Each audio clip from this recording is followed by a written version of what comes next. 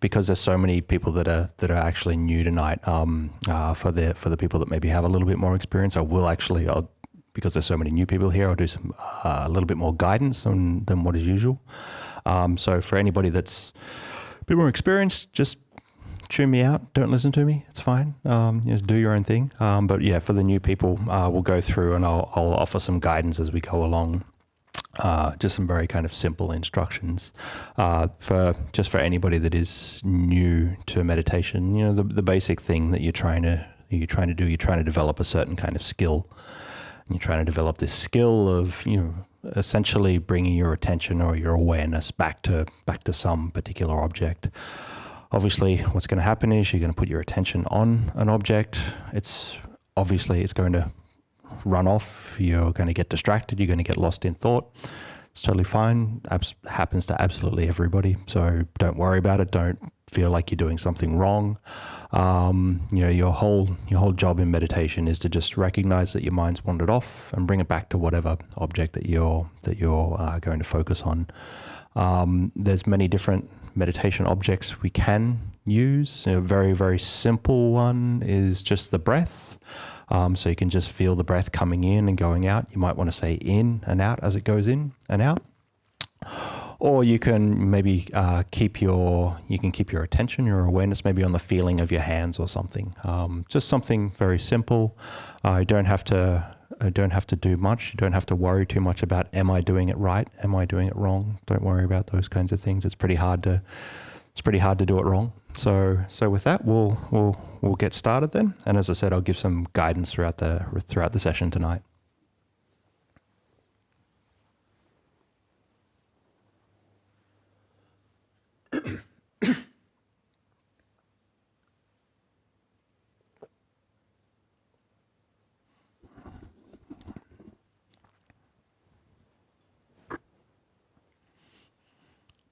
So just find yourself a comfortable seat.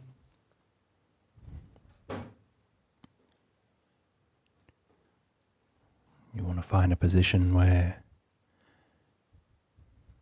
you feel relaxed, but also alert and upright.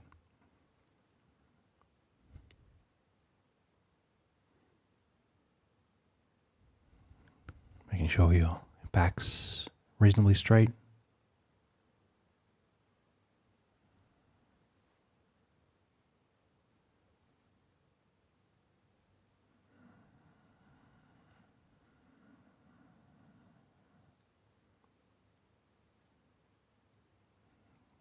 You can just start the meditation by simply just checking in with the feeling of your body sitting here.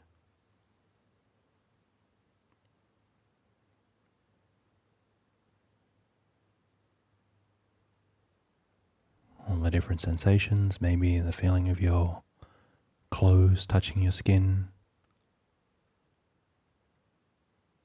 Maybe your hands are folded over one another. Your feet touching the floor. The feeling of your body on the seat.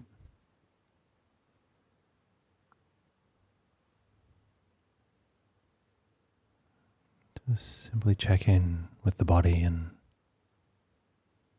see if you can notice if there's any areas that might feel tight or feel uncomfortable. So for example, in the shoulders or the jaw, you might be clenching your jaw.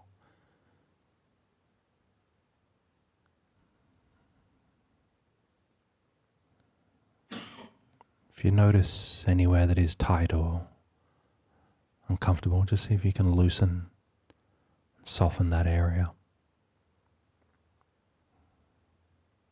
Just making sure your body's nice and relaxed.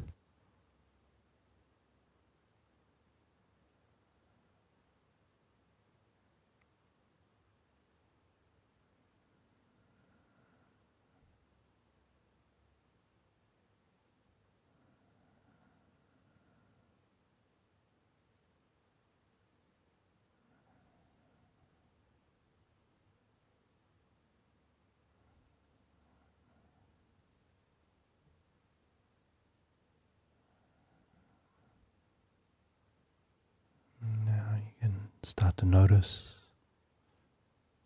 the different sounds that are around you at the moment. The sound of my voice, the sounds in the room, sounds from outside, the rain.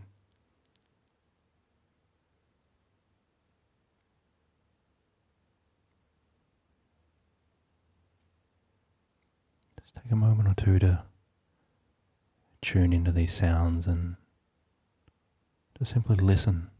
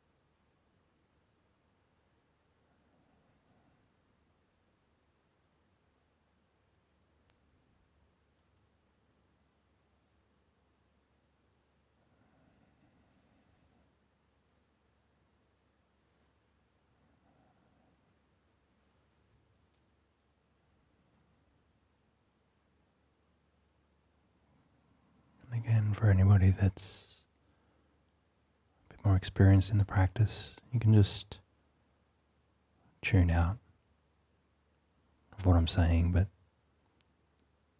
for those that are more new, you might have expectations, might have thoughts about what meditation is going to be like, that you have to do something.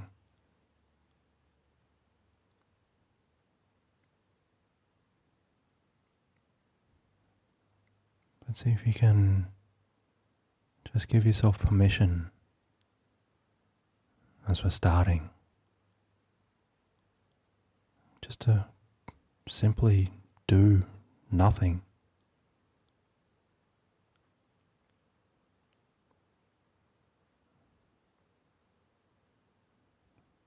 If your mind wanders and thoughts come up, it's okay.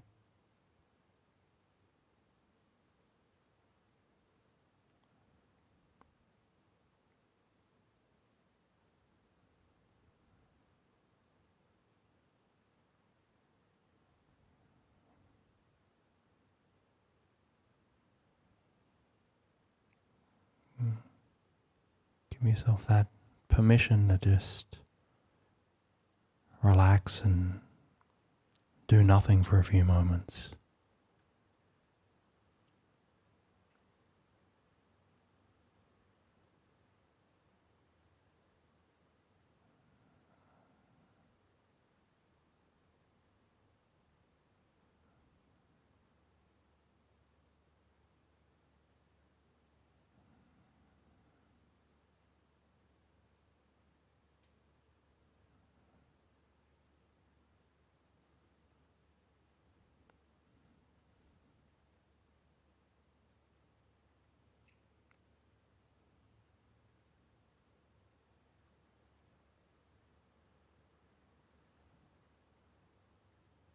See if you can put down this desire to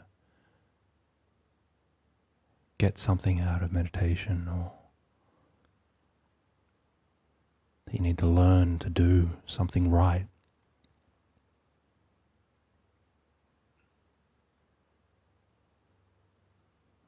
See if you can relax and just do nothing.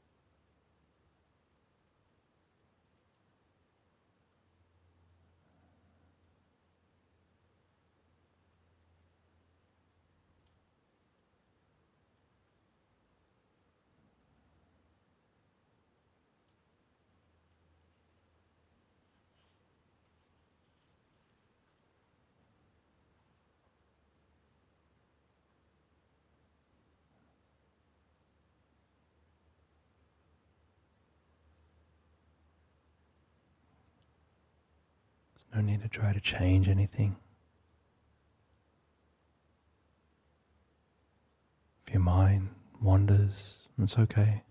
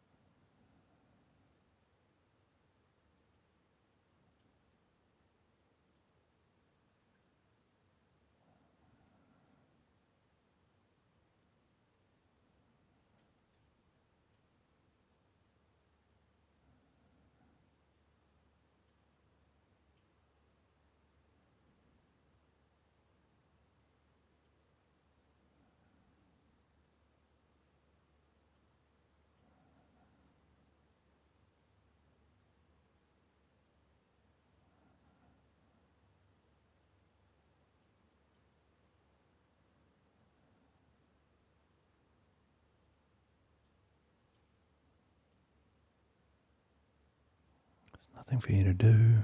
There's nowhere for you to go.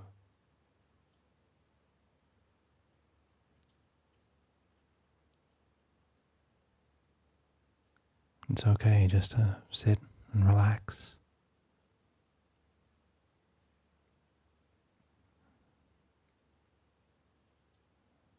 Just let things go, let things dissolve away.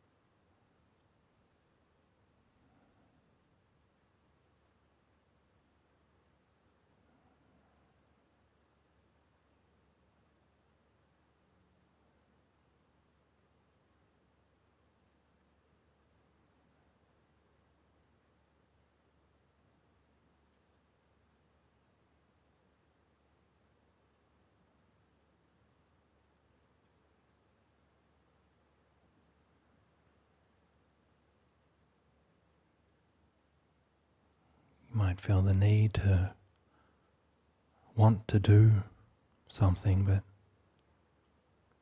just for a while, just allow yourself to just do nothing. Whatever comes up, comes up.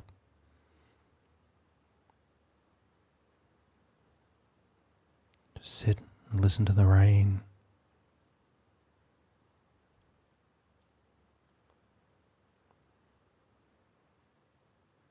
Try not to do anything for a while.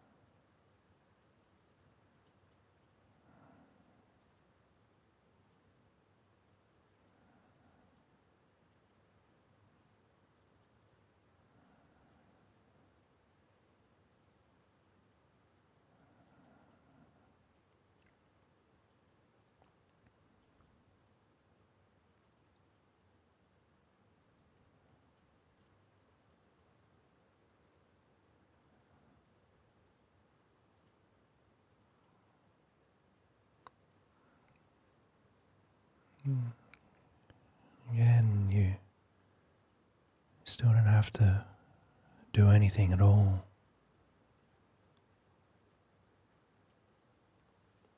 Just sit and be still and listen.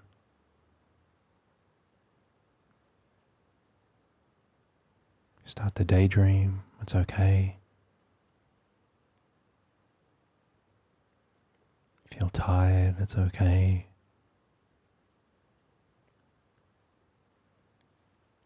Start to feel calm, it's okay.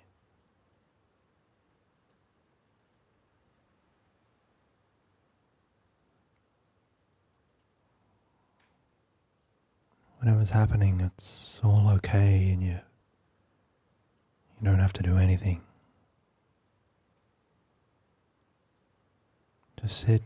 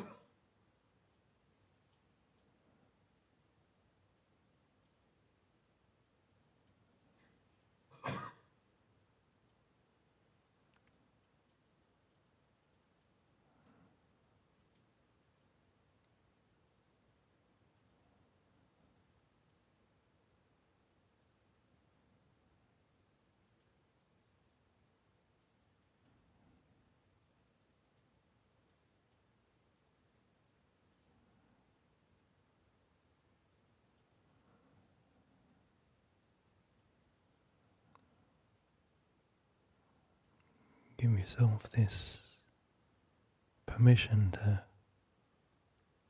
take the opportunity just to be still and do nothing. So much of our lives we're trying to do so many things.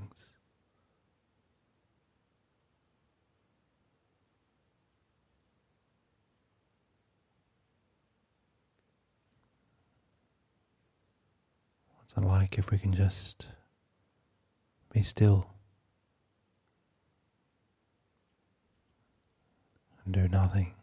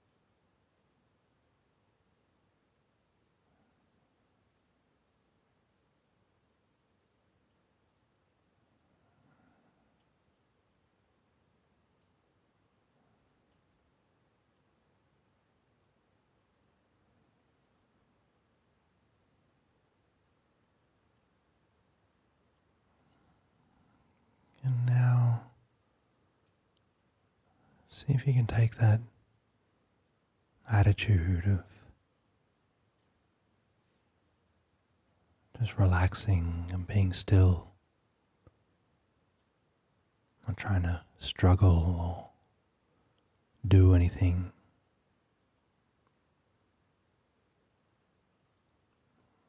If you can take that attitude or that stance and just place your attention on either the feeling of the breath coming in and going out,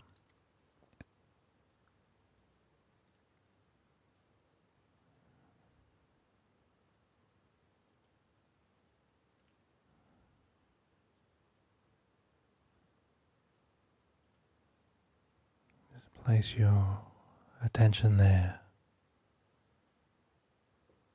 in that relaxed and easy manner.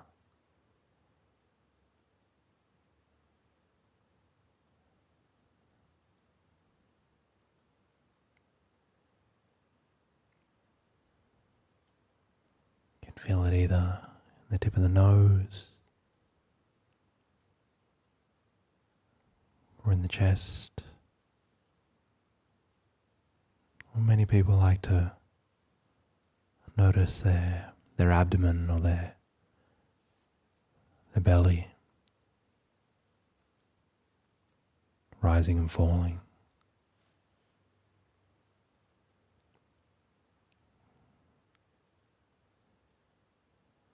Wherever feels most comfortable for you.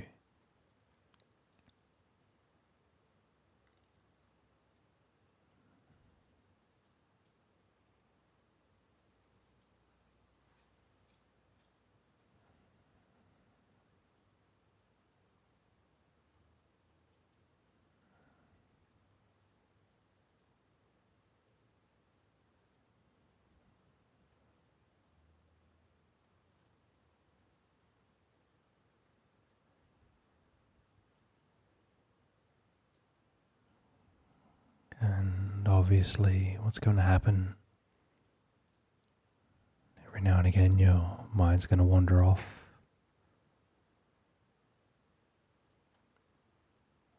But just like we did before, I mean, this is okay.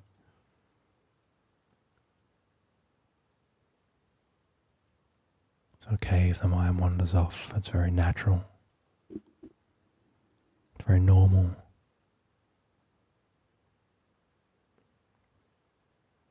Just whenever you do notice or become aware of what we call mindful, that your attention slipped away, and just gently bring it back to the breath and the feeling, maybe in your stomach, arising and falling.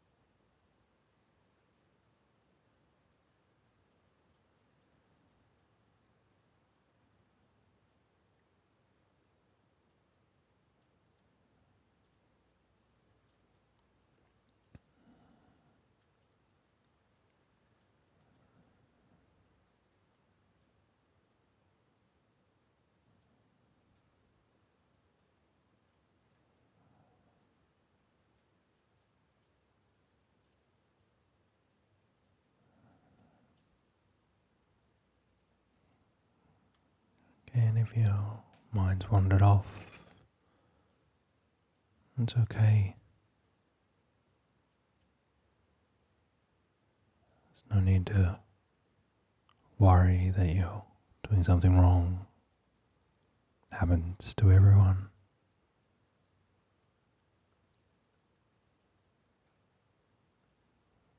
Again, we're approaching meditation from that relaxed stance of it's okay and you don't have to do anything. Just whenever you notice the mind's wandered off, it's okay, just bring it back to the feeling of the breath coming in and going out of the stomach.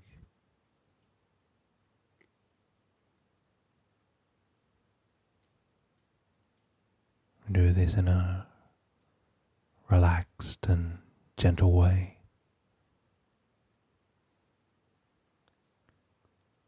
Just like you were training a small puppy.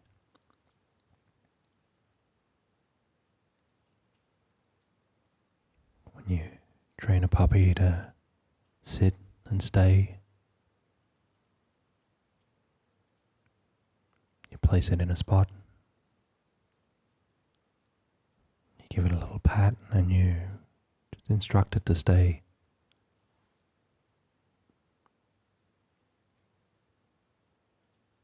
But obviously, just by the nature of small dogs, it's going to get up and walk off. But when it does, it's fine. Just pick it back up, take it back to the original spot, place it back down again, give it a little pat, tell it to stay again.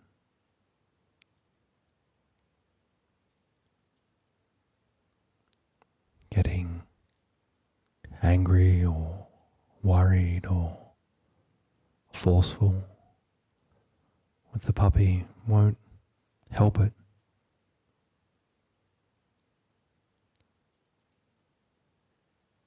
Just patiently and kindly and gently bring it back, sit it down again, show it some kindness, some goodwill when it does the right thing. Eventually it'll learn. It'll learn to stay.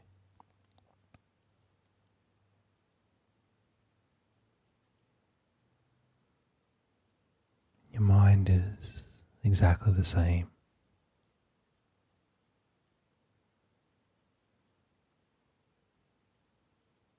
You want to be relaxed and patient.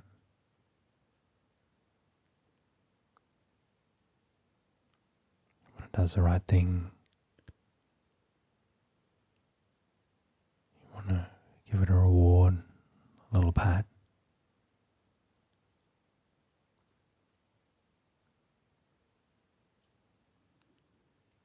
You don't want to be forceful or angry or worried.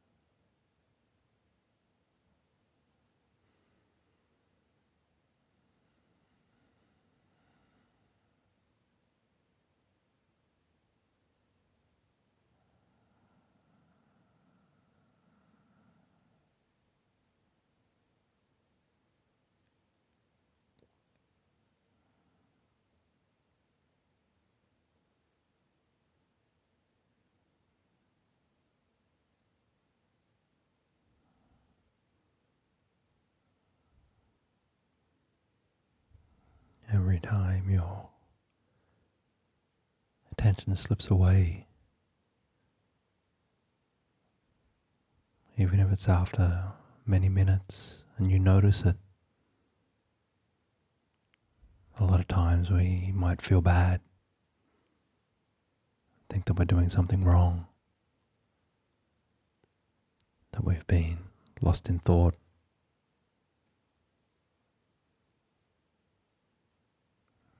But actually, it's the opposite. As soon as we notice,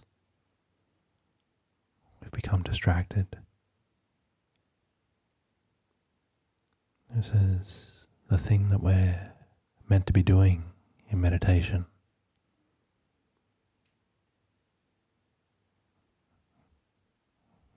This is actually where you're succeeding.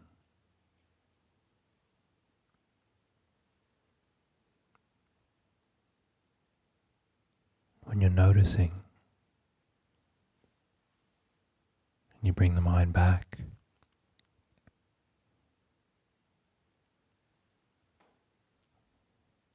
every time you do this you get a little better.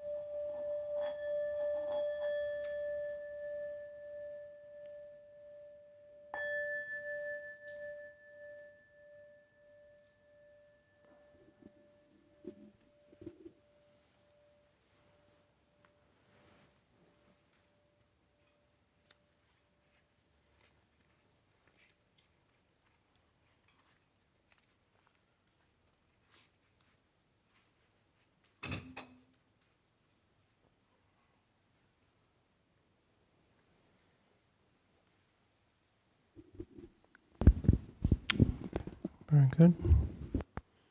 Very good. If it's your first time meditating, it's very rare. A lot of people do first time meditation and do it for an hour. That's a really good thing.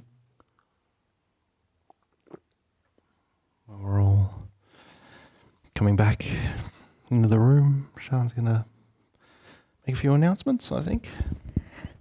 Thank you, Ajahn, for the relaxing and calming meditation. Just a quick announcement. If you enjoyed the sit tonight, we have another meditation tomorrow night, same time, 7:30, by a lay teacher, Sandeep. And also on Monday to Friday morning, we have a group meditation sit on Discord. You can join anytime between 4 to 6:30. And also on the Monday to Thursday night, we have monastic-led guided meditation, start from 7 to 7:20, and then followed by Q&A. Ajahn, I believe it's only on Tuesday to Thursday there will be a monastic. It changes a little bit. It depends on my schedule, actually. Sure. If I can show up or not. Sure. But usually Tuesday and Thursday nights I'm online leading that meditation. Yeah. So that's also on Discord channel. So the next Sunday, Dhamma talk will led by Ajahn Upeka and followed by the communal lunch. And next Monday night, we also led by Ajahn Upeka for the guided meditation. So now I just pass it back on to the Q&A session. If you have any question, feel free to raise your hand. And then I also switch to the online audience for the question as well. Thanks.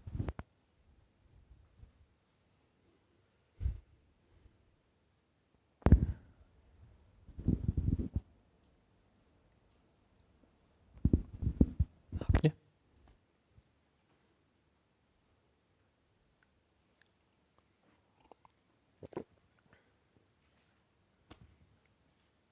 Hi, Ajahn. Hey, how's things? Good to see you. Good to see you again. Thanks for the guided meditation. No problem. I was just curious, how do you... lately I've been quite exhausted due to taking on a lot more responsibilities than usual, and as a result I've been even feeling more too exhausted. I feel even too exhausted to do something like meditation, for instance. Yeah. And I was just wondering, how do you, as a... maybe just as a monastic or just in general, how do you cope with, I guess, doing things, with just the feeling of exhaustion? Yeah. So I think it's a common problem. Most people get exhausted now. And there's a bit of a kind of meditation saying, like most people saying, I've got so many responsibilities on now, I don't have time to do any meditation. I'm absolutely exhausted. I can't, it's very hard to do at the time. But there's that kind of saying of actually that's the time that you should actually do it the most. If you're exhausted, you're worn out, you're a little bit scattered and all these kinds of things, it's really the time you should be trying to make some time for meditation.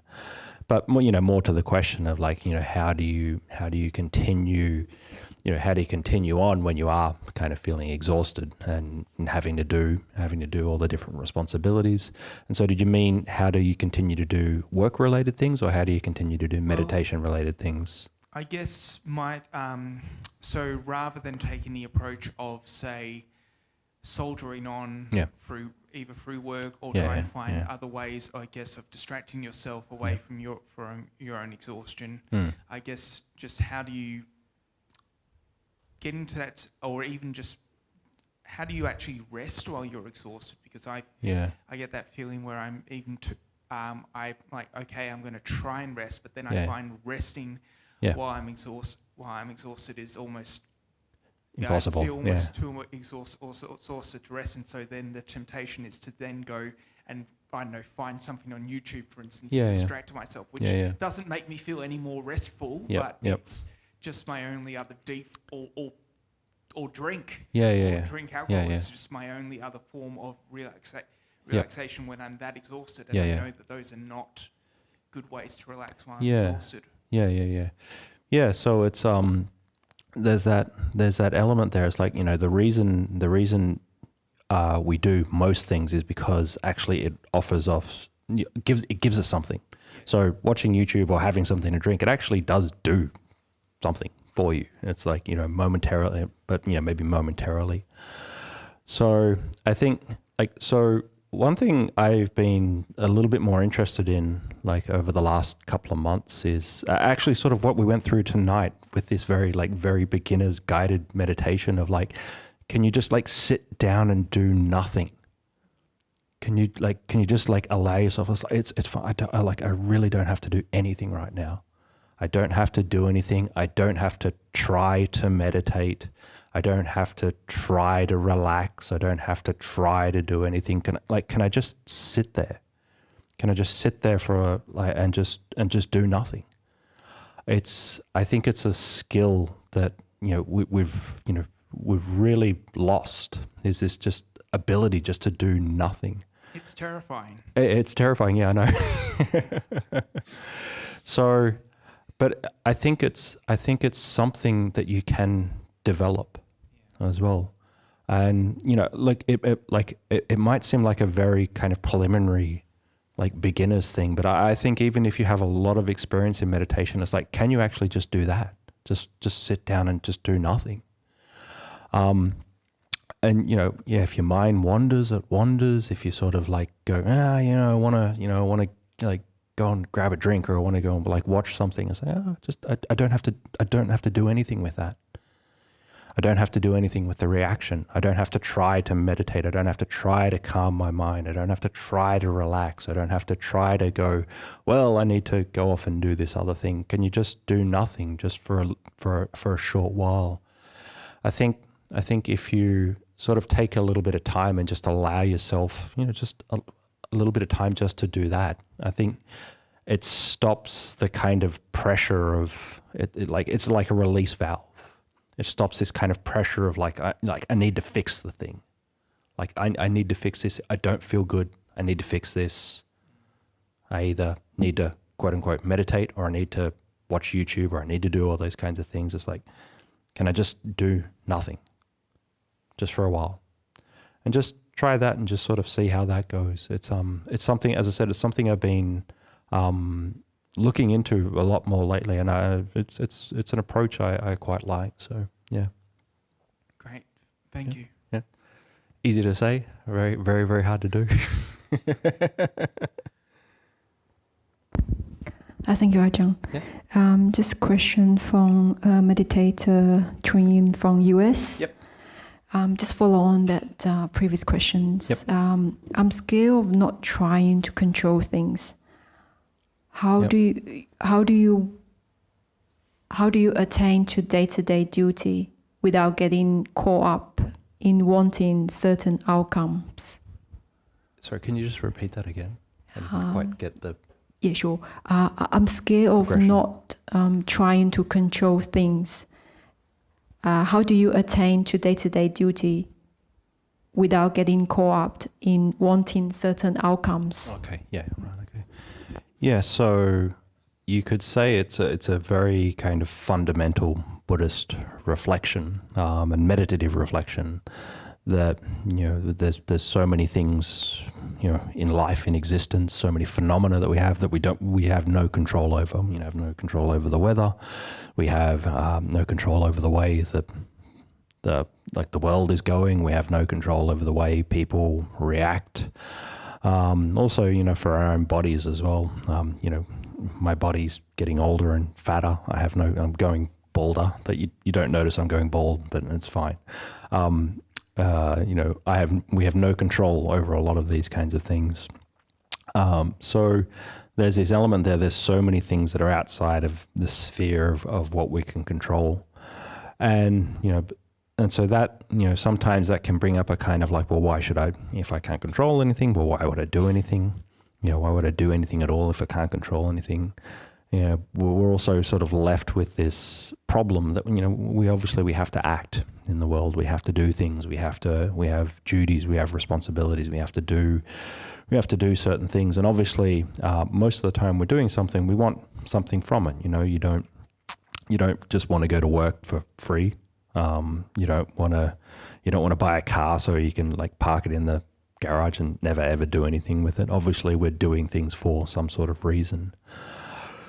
But this kind of idea that we're going to control like the outcome, or we're going to control the reason of the way that thing pans out, that's a bit of a, that's something that's, we can't really control. So there's this idea in meditation, and again in Buddhist kind of circles, is that what we can focus on is the causes, putting in the right kinds of causes. How the thing is going to play out, like we can't really say. But what we can do is just, try to do the best we can, put in the right kind of causes now, and hopefully if we put in the right kind of causes, the right kind of results will come. Again, we can't really control the results. There's so many different variables that are going to impact things that happen. But the only thing we have a bit of autonomy over is the kind of actions that the kind of actions, those causes that we're putting in. So really, if we just focus on trying to do the best with putting in the right kind of causes, then you don't have to worry about controlling the results on the back end of that. So, yeah, hopefully that answers the question. Thank you, Ajahn. Any question from the floor? Hey, how are you? Hi there. Good, thank you. We're getting ready to welcome our first child. Nice, congrats. Yeah, nice. Thank you. We've been talking a lot about raising a child Yep. in this current climate. Yep. Sort of being aware of lots of stories, lately, things with bullying and things like that. And I guess we keep coming back to sort of thinking between us, how can we raise our child to be kind and humble in this world? So I would love your perspective on that. Yeah. Please. No. Well, congrats. I hope everything goes well with it. Yeah, that's the main thing. It's a funny thing. Like people ask me a lot about like how should I raise children, and it's like I'm a celibate monk. I will never have children. Like I've never raised a child. Obviously, I'm saying that like so take my advice with a huge grain of salt, because I don't know how to raise children. But this idea of like, well, how do I raise a child to be kind, but also how do I raise a child to be strong as well? There's this kind of idea that if we're kind, then we're passive. If somebody's kind, people can walk over them, bullies can walk over them or whatever. From a Buddhist perspective, like we have a kind of different attitude about what kindness is. Kindness actually has a kind of strength to it. So, to truly be kind to someone, it actually requires being able to stand up to things and actually be kind in the face of any kind of adversity, be kind in the face of any kind of hostility that's coming towards one. So there's that sort of idea that actually like this kindness has a kind of strength to it. It has a resiliency to it. It has a kind of patient endurance to it that is actually like quite important. Like anger and hostility is reactive. It's a very reactive thing, but like kindness actually is something that most of the time we have to choose to do. So, how do you raise your child to do that? And it's like, well, I think that, obviously the best way to do that is to be an example of that. To be an example of that, being kind in the face of any kind of adversities, being patient, being calm when things like don't go your way. I think if it's something that you can train in yourself, you can develop, you can get better at. If you can do that, then obviously that's going to have an impact. That's going to have an impact on the child, or the way they operate in the world. If your child sees mum like screaming at the daycare person, like they're going, oh cool, I can scream at the daycare person as well, I can scream at the teacher, kind of thing. Well, obviously you don't want to be doing that. So leading by example in, developing that kindness, developing that strength, developing that resiliency. I think that's probably the best kind of way to actually go about it. So, it's a very good aspiration. It's like a very good aspiration and it's like, how do I get my child to be kind? It's probably the best wish you can have for a kid. So, thanks, Ajahn. Just a question from Alex from Italy. Yep. How can I do with anxiety during meditation? Yeah, really good question. So just as like a kind of caveat to this is like, so I don't know how severe your anxiety is during meditation. So I just have to put that on the table first. If you're having very, very severe anxiety while you meditate, you probably should pull back from it. You probably should seek some like good friends, good advice that can maybe actually like help you and get some good guidance with the meditation if you want to continue it. So if the anxiety is like really severe when you're meditating, it's probably something you should maybe pull back from the meditation a little bit. But that doesn't mean that you never have to go back to it again. You can practice meditation in a way. There's a lot of people obviously with anxiety that do practice meditation and things, and their anxiety gets better. It gets better over time. But you have to work with it in a very skillful way. And also just to know that actually a lot of people do get like heightened anxiety when they meditate, especially if you're doing something like keeping your eyes closed and watching the breath here. For a lot of people can bring up a lot of anxiety because your focal point is just like right here. So if those kinds of things are occurring to you, you can just sort of like pull back, open your eyes, take a few deep breaths, stand up. Just be really, really kind of gentle with yourself if you're experiencing any kind of anxiety when you're practicing. So that's if the anxiety is like a bit more severe. Now, it's a different thing when you could say like a more low level anxiety or a more kind of transient anxiety, and sometimes it's hard to determine which is severe, which is transient, which is minimal. So I'd have to obviously leave that up to you to know what's right for you. But there's and especially if you're in the beginning stages of meditation, a lot of people notice because they've just started meditating and they're starting to sort of tune into their inner life, they maybe weren't noticing it as much as they were beforehand. That once they started to tune in, it's like you actually start to notice the things that are going on, and this can actually bring up a kind of anxiety, worry. You're sort of tuning into that a little bit more. So it can be quite normal that in the beginning and the preliminary stages of meditation, you might feel like you're a little bit more anxious. You might feel like you're a little bit more stressed. You might feel like you're a little bit more worried. Again, this can be something that's very transient. That's just something that comes and goes. You learn how to not react to it as much anymore. With a bit more experience, that subsides. But it just in the very beginning stage, it does come about because you're like turning your attention towards your inner life, and maybe if you're anxious before, you find ways to distract yourself. You find ways to go outwards to turn that thing off. So if you're starting to meditate and you're going inwards, it's like, all that stuff's starting to come up. So it's unfiltered.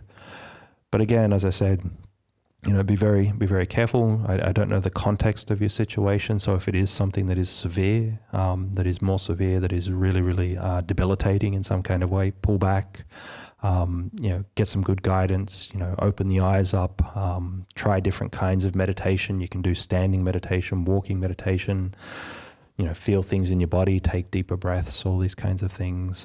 But if it's just something that's but if it's something that's sort of lower level anxiety and a little bit more transient, it is something that you can work with. And if you keep again, like I said with the question before about putting in the right kind of causes, if you just put in the right kind of causes, those kinds of transient anxieties they will dissipate in time.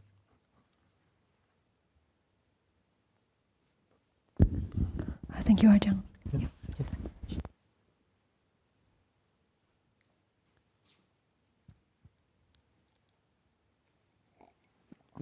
Hey, Stel.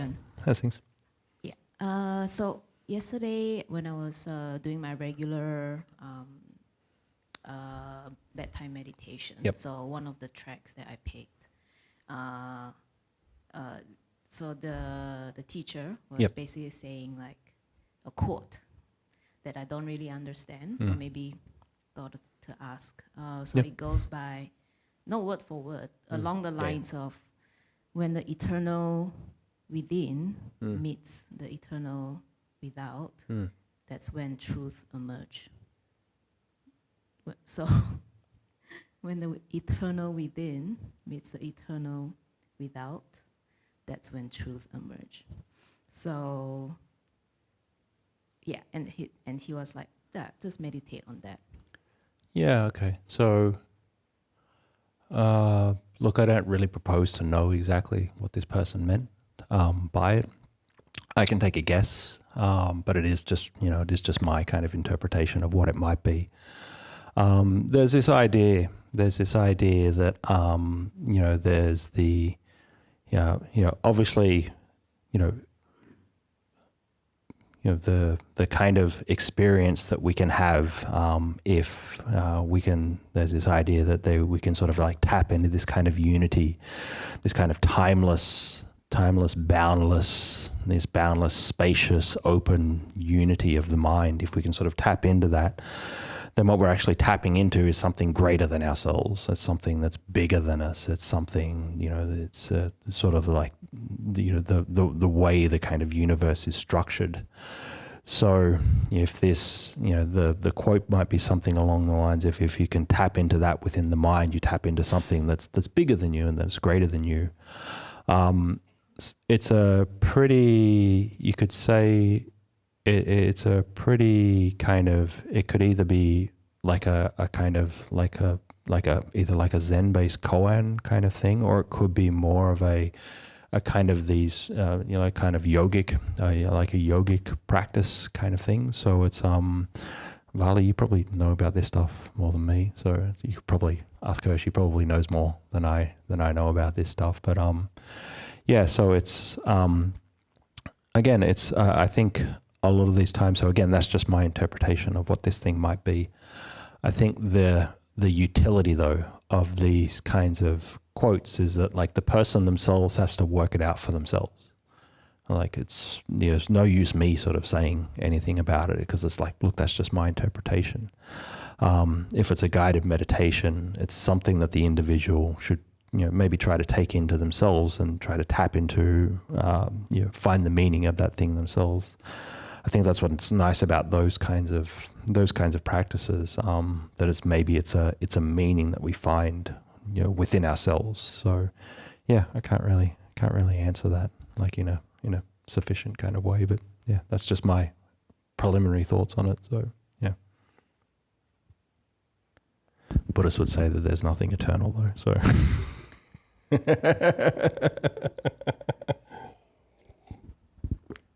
There ends the rub. If you ask a Buddhist monk. Yeah, I think it's more yogic. Yeah. But I was, trying to interpret with the Buddhist lens more on like the not self. Perspective. Yeah, that works. Yeah. Thank you, Ajahn, and thanks, Sarah, for the question. So, question from online. Yep. Recently, my best meditation are when I'm lying down or reclining. Sometimes I doze off and wake up to a nice nimitta. Is this a bad long-term practice if I'm only using these two postures? Yes. Yeah, 100%. Yeah, it's it's good now. It's good now, but like what you end up doing is like developing the ability to go to sleep really easily. Like that's a good thing. Like going to sleep easily is a good thing. Like, keep that up. But as a meditation, like as a continual meditation practice, like no, it's not a good thing. It's definitely not a good thing to do. Look, it's not like you can't use it. You can't use it periodically, for sure. Like use it periodically. Use it when you're actually going to bed. When you're going to bed at night, and actually you can do your meditation then and go to sleep. But what ends up happening is like people basically end up just going, well, yeah, I developed the capacity to go to sleep, and that's really while relaxing is useful, and sometimes you just do need to go to sleep. It's not something that's sustainable as a meditation practice. Now, this also goes for sitting as well. There's like lying down and just sort of like getting so relaxed that you go to sleep. It's much easier to go to sleep when you're lying down. But also, look, you can also develop the habit of going to sleep when you're sitting as well. It's not a good habit to get into. So while at the moment it might be working, it's not always going to work. So it's probably something I'd say, yeah, use it periodically for sure. If you really do need to relax, you really do need to just sort of like let some tension out. You really need, and you don't feel like you want to sit, yeah, that's fine. Lie down and meditate. But yeah, I just wouldn't make that like my main practice. There's those kind of people that go, I'm going to meditate in the morning, and like you just wake up in bed and go, yeah, cool, I'll lie here and meditate. And you just go back to sleep again. So that's not really what you want to be after. You want to be striking this balance between putting forth some effort, but you also want to be striking that balance between relaxing as well. And what might happen is if you just do the lying meditation, the balance will get out of whack. And again, look, it's good. Going to sleep is a fantastic thing. I don't sleep that well, so yeah, if you can like just lie down and go to sleep, like pretty jealous of you. So like well done on that side of things. But I just wouldn't recommend it as a practice. So yeah, maybe you shouldn't listen to me either, because I don't sleep that well either. So it's like you're probably doing something right. So yeah.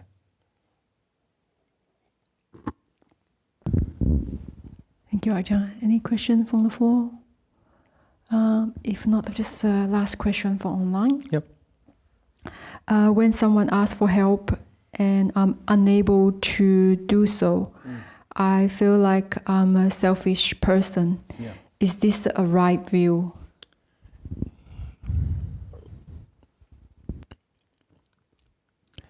It's really context dependent. So it's very hard for me to say that either like, no, you're totally fine as you are, or yes, you are actually like selfish, because it's very, very context dependent when somebody actually needs help, and we have a role in that, or we have some kind of, causal efficacy within that. Now, look, there's obviously just like so many things out there in the world where somebody needs our help, and like whatever we do to help them, we can't help them. There's an example of like a friend that has some sort of issue or something, and we just try to help them, but we can't actually help them. There's those kinds of situations. There's situations where things are just outside of our power to actually help someone. There's also many instances of like things that are just like too big for us to actually like do something about and fix. The kind of like there's so many, you maybe see so many people during the day that you could help, but it's like I can't stop and help each and every person that I meet along the way. So there's those aspects where it's like, well, yeah, you can't, there's times where it's outside of your control to do that. And so in that time you have to go, well, yeah, look, like as much as I want to help, I can't do that at the moment. What's important in those cases is the motivation to like, look, if there's some way I can help, I'll always be motivated to help in that kind of way. Now then there's the flip side of that now. There's the flip side of that of like, actually there's times where you can do something. There's times where it's like you can actually help the person, but you choose not to. So that's a time where, yeah, you are being like selfish in that way. You're being selfish where it's like, actually I have the time, I have the resources, I have, I have the ability, I have the capacity, I have the energy to actually help this individual, and I don't do it. So in that instance, yeah, you're being selfish. So these things are very context dependent. Now, there's no hard and fast rules for these things either. Like, look, there's times where it's like you have the resources, capacity, energy, all these kinds of things to help someone. And it's like, I just can't do it at the moment. Like, I'm exhausted. You were saying you're exhausted before. It's like something, yeah, I know I have the money to help this person. I know I have the time to help this, but I just can't. Like, I just can't do it right now. That's okay. Those kinds of things. It's like, well, there's, you can only do so much. But, if it is really something, it's like, yeah, actually I can help, and this person actually does need my help, and I have the capacity to do that. It's probably something that you should try to do. So, because doing this, you know what it's like when you help somebody, you actually get kind of energy for yourself. You get, you feel good within yourself to be able to do that thing. So this having a hard line of like, am I selfish or am I not selfish? It's like, it's too hard. There's too many variables for me to actually like say for like certainty that you are or you aren't. And I don't know you as well, so I can't really say whether you are or not. You're probably like a really nice person that does too many things, and you're helping too many people, and I just can't do anymore. So I don't want to make kind of aspersions about your character in any kind of way. But I think it's just something. I think the most important part of it is like you just have to be honest with yourself. You really have to be honest and go, can I help this person now, and do I have the capacity to do that? And if the honest answer is like no, I can't at the moment, then that's okay. But if the honest answer is yeah, I can do this and I probably should do this, then then I think that's something you need to sort of like look at within yourself. Thank you, Ajahn. Cool. Okay, very good. Lots of questions tonight. Very good. So nice to chat to everybody. So yeah, with that we'll call it a night. So yeah, nice to see everyone. So night. Oh, sweat.